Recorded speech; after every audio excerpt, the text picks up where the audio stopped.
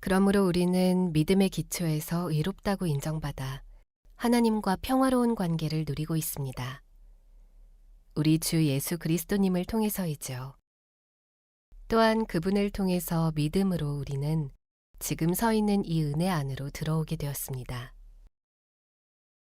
그리고 하나님의 영광에 참여하리라는 희망을 품고 자랑스러워합니다. 그뿐만 아니라 우리는 큰 어려움들을 자랑스러워합니다. 우리가 알기 때문입니다. 큰 어려움 가운데 견디는 힘이 생긴다는 것을요. 또 견디다 보면 굳세지고 굳세지다 보면 희망이 생긴다는 것을요. 희망은 우리의 기대를 저버리지 않습니다. 우리에게 주신 성령님을 통해 하나님의 사랑이 우리 마음에 쏟아부어졌기 때문입니다. 우리가 아직 무력할 때 그리스도님이 때맞춰 불경건한 사람들을 위해서 죽으셨습니다. 옳은 사람을 위해서라고 해도 죽겠다고 나서는 사람은 거의 없습니다. 훌륭한 사람을 위해서는 어쩌면 누군가 용감히 죽겠다고 나설지도 모릅니다. 그런데 하나님은 우리를 향한 자신의 사랑을 확실히 증명해 보이십니다. 곧 우리가 아직 죄인일 때 그리스도님이 우리를 위해서 죽으신 것입니다. 이제 우리가 그리스도님의 피로 의롭다고 인정받았으니 그리스도님을 통해 노여움에서 벗어나 구원받을 것은 더더욱 확실합니다. 우리가 원수일 때에도 하나님의 아들의 죽으심을 통해서 하나님과 화해하게 되었습니다. 그렇다면 더더욱 확실하게 우리가 화해한 사람들로서 그리스도님의 생명을 힘입어 구원받게 될 것이기 때문입니다. 그뿐만이 아닙니다. 우리는 우리 주 예수 그리스도님을 통해서 하나님을 자랑합니다. 이제 우리는 그분을 통해서 하나님과 화해를 누리게 되었습니다. 그러니까 이렇게 된 겁니다. 한 사람을 통해 죄가 세상에 들어왔고 그 죄를 통해 죽음도 들어왔습니다. 이와 같이 모든 사람에게 죽음이 미치게 되었습니다. 모든 사람이 죄를 지었기 때문이죠. 율법이 주어지기 전에도 죄가 세상에 있었습니다. 하지만 율법이 없으면 죄가 죄로 여겨지지 않습니다. 그러나 아담으로부터 모세에 이르기까지 죽음이 사람들을 지배했습니다. 아담이 범한 죄에 견줄 만한 죄를 짓지 않은 사람들까지도요. 아담은 장차 오실 분을 예시하는 하나의 유형입니다. 그러나 은혜의 선물이 가져온 결과는 범죄의 결과와는 완전히 다릅니다. 한 사람의 범죄로 많은 사람이 죽었습니다. 그렇지만 하나님의 은혜와 한 분 예수 그리스도님이 은혜로 주신 선물은 많은 사람들에게 더더욱 넘쳐났습니다. 그 선물의 효력은 죄 지은 한 사람 때문에 생긴 결과와 전혀 같지 않습니다. 사실 한 번의 범죄 뒤에 나온 심판은 유죄 판결로 이어졌습니다. 그렇지만 많은 범죄 뒤에 나온 은혜의 선물은 무죄 판결로 이어졌습니다. 한 사람의 범죄로 죽음이 그 한 사람을 통해 지배권을 누렸습니다. 그러나 은혜와 의로움이라는 선물을 넘쳐나게 받는 사람들은 한 분 예수 그리스도님을 통해 더더욱 생명을 누리며 다스릴 것입니다. 그러므로 하나의 범죄로 모든 사람에게 유죄 판결이 내려진 것처럼 하나의 의로운 행동으로 모든 사람에게 생명으로 이끄는 무죄 선언이 내려졌습니다. 한 사람이 순종하지 않아서 많은 사람이 죄인이 된 것처럼 한 분이 순종하신 덕분에 많은 사람이 의롭다고 판결받은 사람이 될 것입니다. 율법이 끼어들어서 범죄가 늘어났습니다. 그러나 죄가 늘어난 곳에 은혜가 넘쳐났습니다. 죄가 죽음을 내세워 지배했듯이 은혜도 의를 통해서 다스리려는 것입니다. 그리하여 예수 그리스도, 우리 주님을 통해서 영원한 생명에 이르게 하려는 것입니다. 그러면 우리가 무슨 말을 하겠습니까? 은혜가 더 커지도록 우리가 죄 안에 줄곧 머물러 있어야 하겠습니까? 절대로 그럴 수 없습니다. 우리가 죄에는 죽은 사람들인데 어떻게 여전히 죄 안에서 살겠습니까? 아니면 여러분은 모르십니까? 세례를 받아 그리스도 예수님 안에 들어가 있게 된 우리가 세례를 받아 그분의 죽음 안으로 들어갔다는 것을요. 우리는 세례를 통해서 그 죽음 안으로 들어가 그분과 함께 묻혔습니다. 그래서 그리스도님이 아버지의 영광을 힘입어 죽은 사람들 가운데서 일으킴받아 살아나신 것처럼 우리 자신들도 새 생명 속에서 살아가게 되었습니다. 우리가 그분의 죽으심에 동참하여 그분과 같은 존재가 되었다면 그분의 부활하심에도 동참하여 그분과 같은 존재가 될 것입니다. 이것을 우리는 알고 있습니다. 곧 우리의 옛사람이 그리스도님과 함께 십자가에 못 박힌 것은 죄의 몸이 없어지게 하려는 것입니다. 그리하여 더는 우리가 죄를 섬기는 종이 되지 않게 하려는 것입니다. 왜냐하면 죽은 사람이 의롭다고 판결을 받고 죄에서 풀려나 있기 때문입니다. 그러나 우리가 그리스도님과 함께 죽었다면 그분과 함께 살기도 할 것이라고 믿습니다. 우리가 알다시피 그리스도님은 죽은 사람들 가운데서 일으킴받아 살아나신 뒤에 다시는 죽지 않으십니다. 죽음이 더는 그에게 주인 노릇하지 못합니다. 그분이 죽으신 것은 죄의 지배를 끝장내려고 단 한 번 죽으신 것입니다. 그분이 사시는 것은 하나님을 바라보며 계속 살아가시는 것입니다. 이와 같이 여러분 자신들도 여러분이 죽어서 죄의 지배를 끝장냈고 그리스도 예수님 안에서 하나님을 바라보며 살아간다고 여기십시오. 그러므로 죄가 여러분의 죽을 몸 안에서 지배하지 못하게 하여 그 몸의 욕망에 굴복하지 않도록 해야 합니다. 여러분 몸의 각 부분을 불의의 무기로 쓰이도록 죄에게 바치지 마십시오. 오히려 여러분 자신들을 죽은 사람들 가운데서 살아난 사람답게 하나님께 바치십시오. 여러분 몸의 각 부분을 의의 무기로 쓰이도록 하나님께 바치십시오. 정말이지 죄가 여러분의 주인 행세를 하지 못할 겁니다. 여러분은 율법 아래에 있지 않고 은혜 아래에 있기 때문입니다. 그러면 어떻게 말해야 하겠습니까? 우리가 율법 아래 있지 않고 은혜 아래 있으므로 죄를 지어야 하겠습니까? 절대로 그럴 수 없습니다. 여러분은 알지 못하십니까? 누군가에게 여러분 자신들을 종으로 바쳐서 그를 따르면 여러분은 여러분이 따르는 그 사람의 종이 되는 것 아닙니까? 죄의 종이 되어 죽음에 이르거나 순종의 종이 되어 의에 이르거나 하는 것 아닙니까? 그러나 하나님께 감사드립니다. 여러분이 한때는 죄의 종이었지만 이제는 전에 받은 가르침의 본을 쫓아 마음으로 순종하게 되었습니다. 죄에서 벗어나 자유를 얻고 의를 섬기는 종이 되었습니다. 여러분이 제대로 이해하지 못할까봐 사람들이 흔히 말하는 대로 말합니다. 여러분은 몸의 각 부분을 더러움과 불법을 섬기는 종으로 바쳐서 점점 더한 불법에 이르렀습니다. 마찬가지로 이제는 여러분 몸의 각 부분을 의를 섬기는 종으로 바쳐서 거룩함에 이르도록 하십시오. 여러분이 죄의 종이었을 때 여러분은 의에 대해서는 자유로웠습니다. 그래서 여러분이 그때 무슨 열매를 거둬들였습니까? 그때 저지른 짓들을 이제는 여러분이 창피해야 합니다. 그 끝은 죽음이니까요. 그러나 이제 여러분은 죄에서 벗어나 자유롭게 되었고 하나님을 섬기는 종이 되었습니다.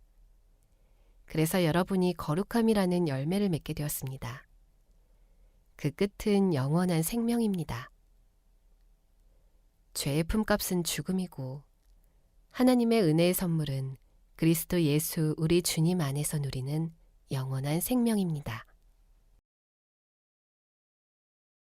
여러분은 이것을 모르십니까, 형제자매 여러분? 나는 율법을 알고 계시는 분들에게 말씀드립니다.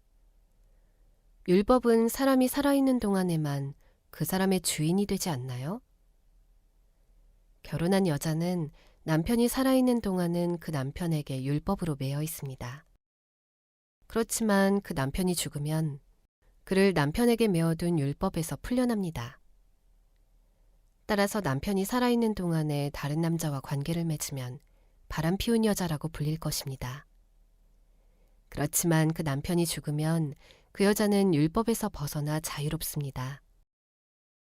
그래서 다른 남자와 관계를 맺는다고 해도 바람 피운 여자가 되는 것은 아닙니다.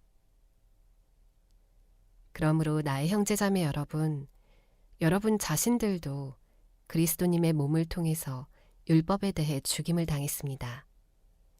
그리고 다른 분, 곧 죽은 사람들 가운데서 일으킴받아 살아나신 분께 속하게 되었습니다. 그리하여 우리가 하나님을 위해 열매를 맺게 되었습니다.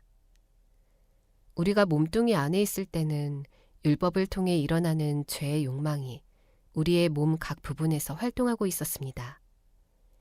그리하여 우리가 죽음에 이르는 열매를 맺게 했습니다. 그러나 이제 우리는 율법에서 풀려났습니다. 우리가 얽매였던 율법에 대해 죽음으로써 말입니다. 그리하여 우리는 종노릇하되 성령님의 새로운 방식으로 하지 글자로 된 율법의 낡은 방식으로 하지 않습니다. 그렇다면 우리가 무엇이라 말할까요? 율법이 죄입니까? 절대로 그럴 수 없습니다. 오히려 율법을 통하지 않고서는 내가 죄를 알지 못했을 것입니다. 율법이 넘보지 마라 하고 말해주지 않았다면 넘보는 것을 알지 못했을 것입니다. 그러나 죄가 계명을 통해 기회를 잡아 내 안에서 온갖 넘보는 마음을 불러일으켰습니다. 율법이 없으면 죄는 죽은 상태이기 때문입니다.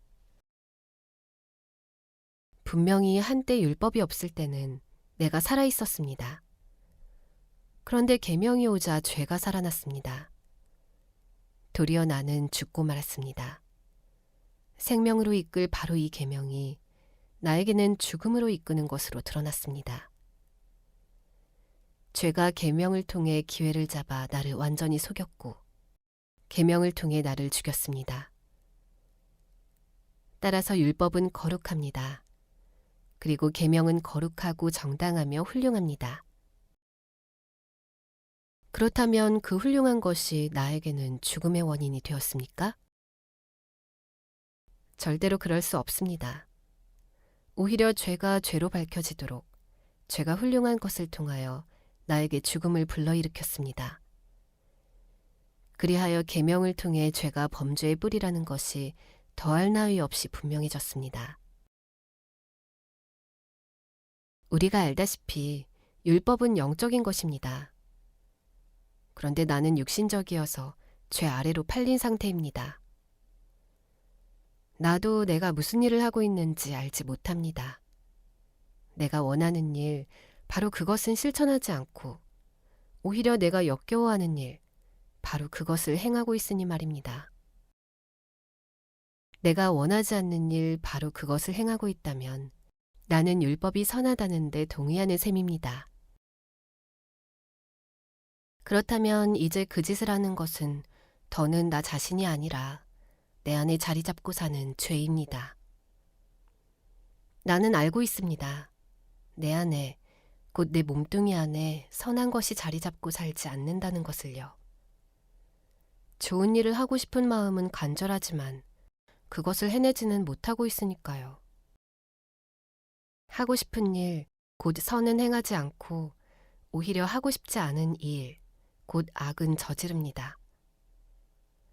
내가 나 자신도 하고 싶지 않은 이 일을 행한다면 그 짓을 하는 것은 더는 나 자신이 아니라 내 안에 자리 잡고 사는 죄입니다. 그런즉 나는 법칙을 발견합니다. 좋은 일을 하고 싶어 하는 나, 그런 나에게 악한 것이 바로 곁에 있다는 것입니다. 나는 속사람으로는 하나님의 법을 기뻐합니다. 그런데 내가 보니 내 몸의 각 부분에는 다른 법이 있어서 내 마음의 법과 맞서 싸우고 있습니다. 그리고 내 몸의 각 부분에 있는 죄의 법으로 나를 포로로 삼고 있습니다.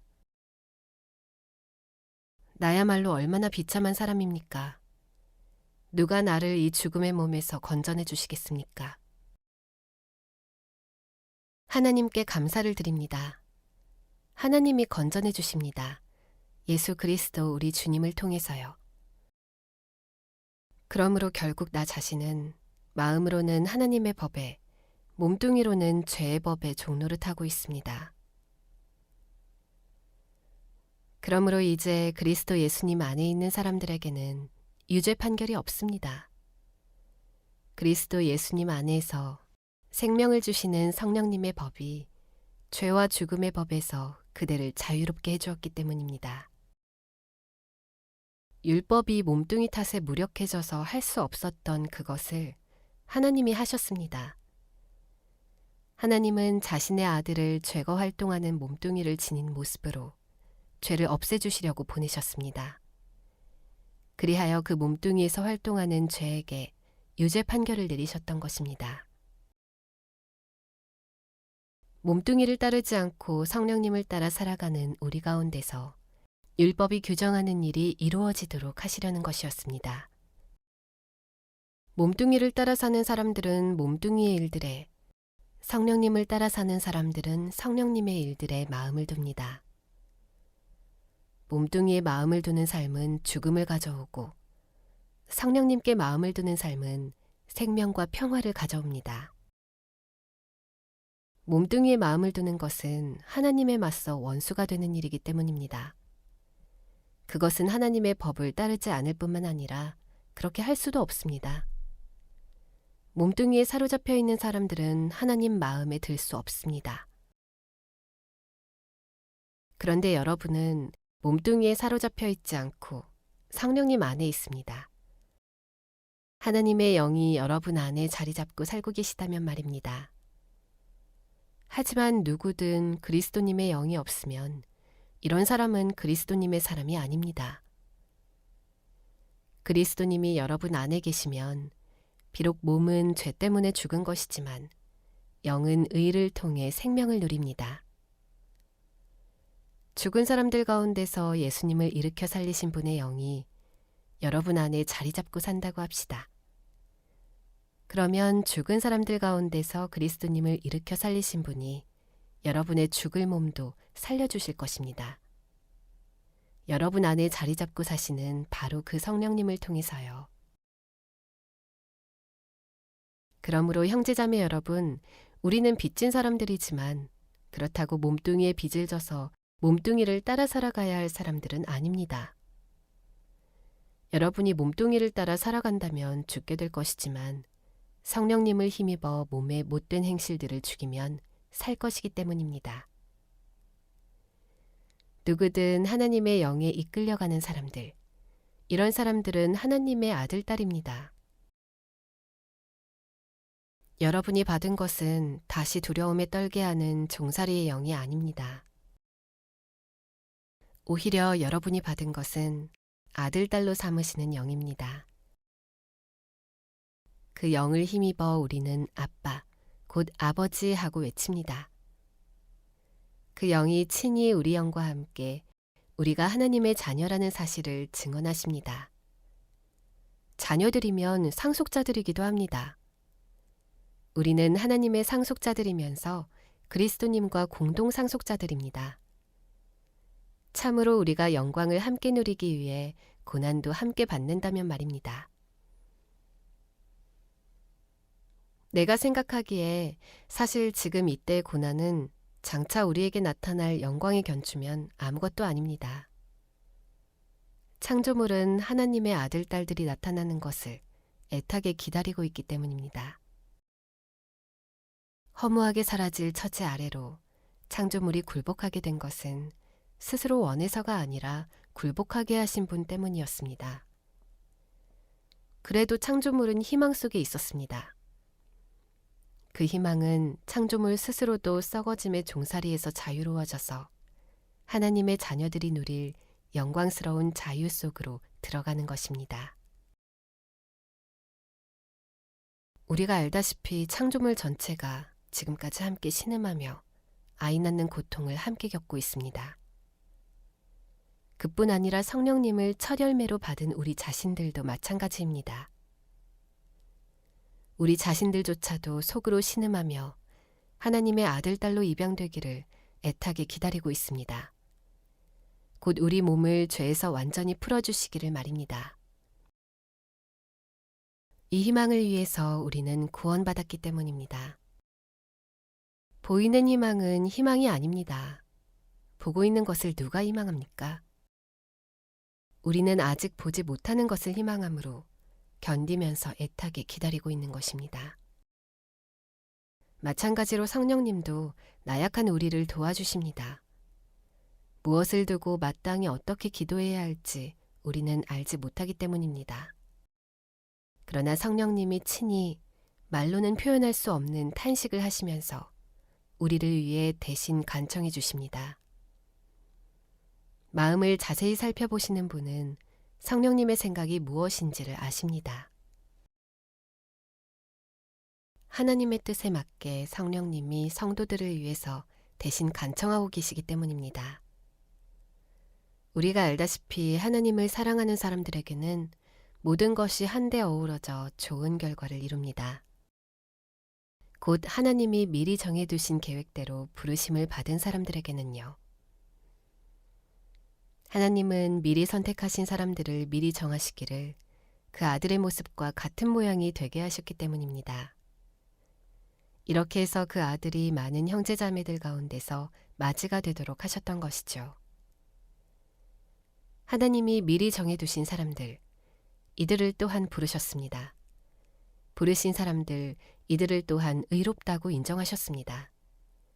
의롭다고 인정하신 사람들, 이들을 또한 영광스럽게 하셨습니다. 그렇다면 이런 일에 대하여 우리가 무슨 말을 해야 하겠습니까?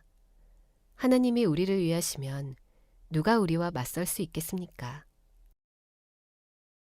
하나님은 자기 아들을 아끼지 않으시고 우리 모두를 위해 내주셨습니다. 그렇다면 당연히 그분이 그 아들과 함께 다른 모든 것도 우리에게 은혜의 선물로 베풀어 주시지 않겠습니까? 하나님이 선택하신 사람들을 누가 고발하겠습니까? 의롭다고 인정하시는 분은 하나님이십니다. 유죄 판결을 내릴 수 있는 사람이 누구입니까? 그리스도 예수님은 죽으셨을 뿐만 아니라 일으킴 받아 살아나신 분입니다. 또한 하나님 오른쪽에 계시는 분으로 우리를 위해서 대신 간청도 하시는 분입니다. 누가 우리를 그리스도님의 사랑에서 떼어낼 수 있겠습니까?